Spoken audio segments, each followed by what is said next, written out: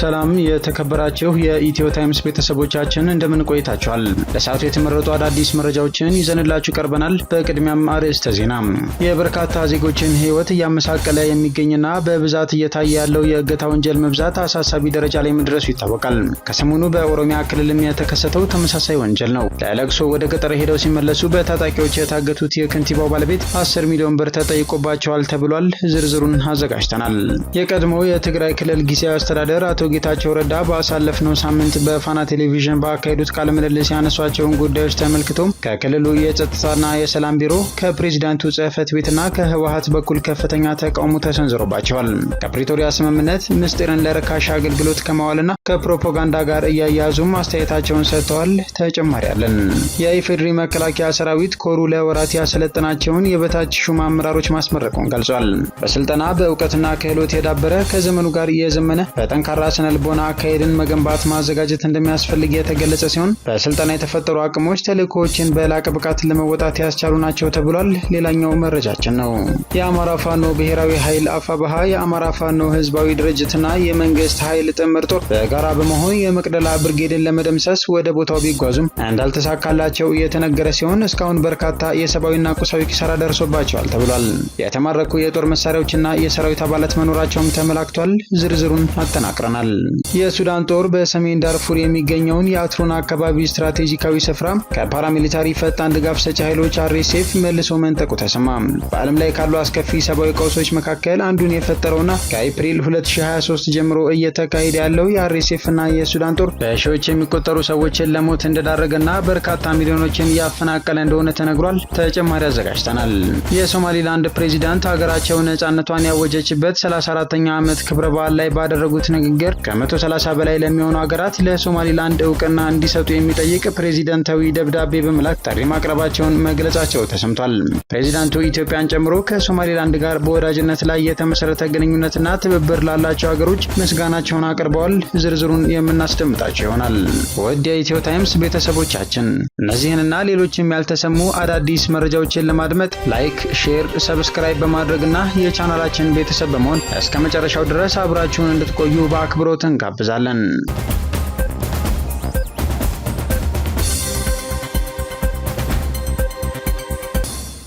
የፌዴራል መንግስት ስምምነቱን ለማፍረስ ብዙ ርቀት እየተጓዘ ነው። አቶ ጌታቸው ረዳን ተጠቅሞ ስም የማጥፋት ዘመቻ በክልሉ ተቋማት ላይ እያካሄደ ነው ሲሉም የፕሬዝዳንት ጽሕፈት ቤቱ ህወሓትና የክልሉ የጸጥታ ቢሮ መቃወማቸው ተሰምቷል። ባሳለፍነው ሳምንት መጀመሪያ ቀናት የቀድሞ የትግራይ ክልል ጊዜያዊ አስተዳደር አቶ ጌታቸው ረዳ በፋና ቴሌቪዥን ቀርበው ባካሄዱት ቃለ ምልልስ ያነሷቸው ጉዳዮች ከክልሉ የጸጥታና የሰላም ቢሮ ከፕሬዝዳንቱ ጽሕፈት ቤትና ከህወሓት በኩል ከፍተኛ ተቃውሞ ተሰንዝሮባቸዋል። የትግራይ የሰላም እና ጸጥታ ቢሮ የፌዴራል መንግስት አቶ ጌታቸው ረዳን ተጠቅሞ ከፕሪቶሪያ ስምምነት ውጪ በተደጋጋሚ ትንኮሳ በማካሄድ የፕሪቶሪያን የሰላም ስምምነት ለማፍረስ ብዙ ርቀት እየተጓዘ ነው ሲል ተችቷል። በሌተናል ጀነራል ታደሰ ወረደ የሚመራው የክልሉ ጊዜያዊ አስተዳደር ጽሕፈት ቤት በበኩሉ አቶ ጌታቸውን የትግራይ ጊዜያዊ አስተዳደር ፕሬዝዳንት በመሆናቸው ብቻ ሊያውቋቸው የቻሏቸውን ብሔራዊ ጉዳዮች ተደርገው እስከ መጨረሻው ሊጠበቁ የሚገባቸውን ሚስጥሮች ለርካሽ አገልግሎት አውለውታል ሲል ተችቷል። በተመሳሳይ ህዝባዊ ወያነ ሓርነት ትግራይ ህወሓት ግንቦት 9 ቀን 2017 ዓ.ም ባወጣው መግለጫ የፌዴራል መንግስት የፕሪቶሪያ የሰላም ስምምነትን በጣሰ መልኩ ባለስልጣናቱንና የሚዲያ ሰራዊቱን በመጠቀም በትግራይ ህዝብ በፖለቲካ ድርጅቶችና በክልሉ ተቋማት ላይ ከፍተኛ የፕሮፓጋንዳ ዘመቻ እያካሄደ ይገኛል ሲል አስታውቋል። ኮሩ ለወራት ያሰለጠናቸውን የበታች ሹም አመራሮች አስመረቀ። በበታች ሹሞች ስልጠና ማጠቃለያ የተገኙት የኮሩ ምክትል አዛዥ ኮሎኔል ጌትዬ ዘውዱ የሰራዊቱ የማድረግ አቅም የተሳካና የተሳለጠ እንዲሆንና ጠላትን በአጭር ጊዜ ለማጥፋት በስልጠና ራስን ማብቃትና ማዳበር አስፈላጊ መሆኑን ገልጸዋል። ስልጠና አስፈላጊ በመሆኑ በስልጠና በእውቀትና ክህሎት የዳበረ ከዘመኑ ጋር የዘመነ በጠንካራ ስነ ልቦና አህድን መገንባትን ማዘጋጀት ያስፈልጋል ብለዋል። በንድፈ ሐሳብና በተግባር የሰለጠነ ሰራዊት የስልታዊ አመራሩን አቅም በማሳደግ የትኛውንም ፈታኝና አስቸጋሪ መሰናክሎችን በማለፍ በተሰጠው ግዳጅ ጠላትን በመምታትና በመደምሰስ የጠላትን ሴራ ከስሩ በመንቀል አኩሪ ገድል ማስመዝገብ እንደሚገባም ለተመራቂዎች አስገንዝበዋል።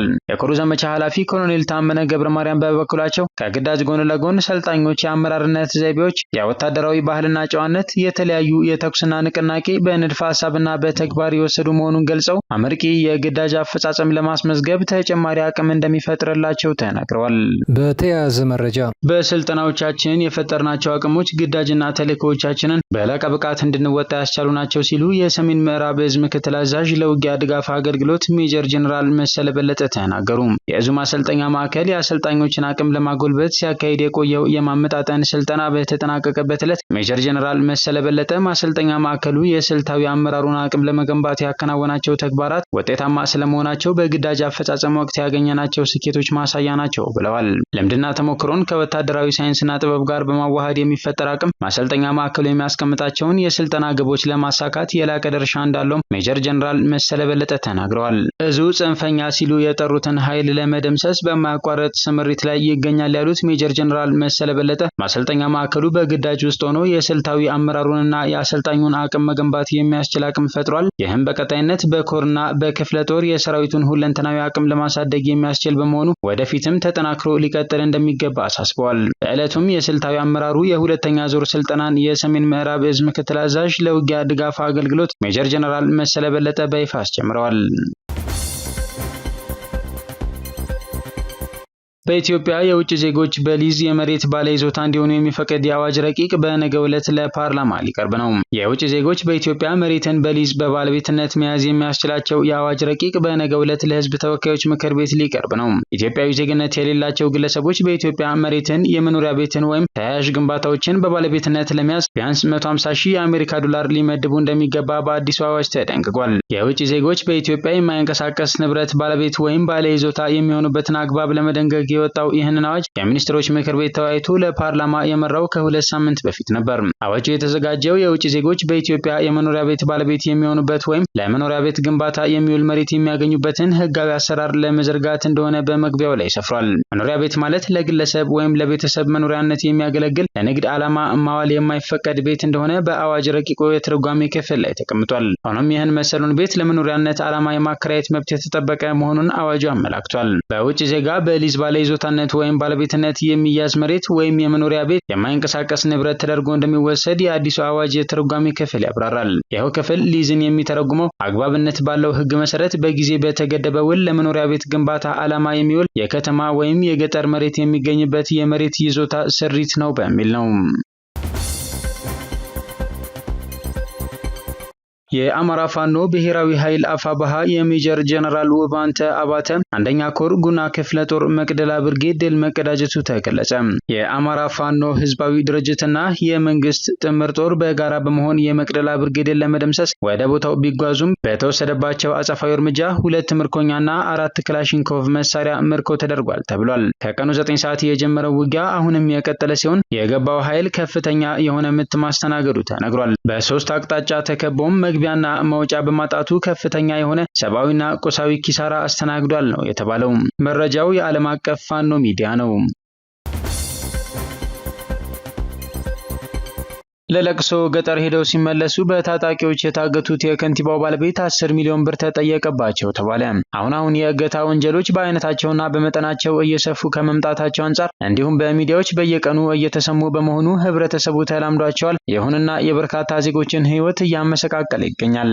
ከሰሞኑ በኦሮሚያ ክልል በአንድ ከንቲባ ላይ የተሰማውም ተመሳሳይ ወንጀል ነው። የመቂ ከንቲባ የሆኑት የአቶ ዲልቦ ኡርጌሳ ባለቤት ገጠር ለለቅሶ ሄደው ሲመለሱ መንገድ ላይ ታጣቂዎች ይዘው እንደወሰዷቸው ተነግሯል። በዕለቱ ከንቲባው ለስልጠና አዋሽ እንደነበሩ የታወቀ ሲሆን አሁን ስልጠናውን አቋርጠው ተመልሰው ጉዳዩን እየተከታተሉ መሆኑ ታውቋል። እስከ 10 ሚሊዮን ብር ገንዘብ እየተጠየቀ እንደሆነም የወጡት መረጃዎች ይጠቁማሉ። የአቶ ዲልቦ ታዋቂው ፖለቲከኛ በቴ ኡርጌሳ ከ1 ዓመት በፊት መቂ ከተማ ውስጥ በአሰቃቂ ሁኔታ ተገድለው ከተገኙ በኋላ ቪኦኤ አፋን ኦሮሞ ላይ ቀርበው የተገደለው በቤተሰብ መካከል በነበረ የንብረት ላይ ጥል ነው በማለታቸው ከፍተኛ ትችት ሲሰነዘርባቸው ነበር። በተያያዘ ዜና የዛኑ ቀን ምሽት 5 ሰዓት ላይ ታጣቂዎቹ በመቂ ከተማ አንድ ህፃን ልጅ ሊያግቱ ሲል እናት ስትጮህ እናትና ልጅን ገድለው መሰወራቸው ታውቋል።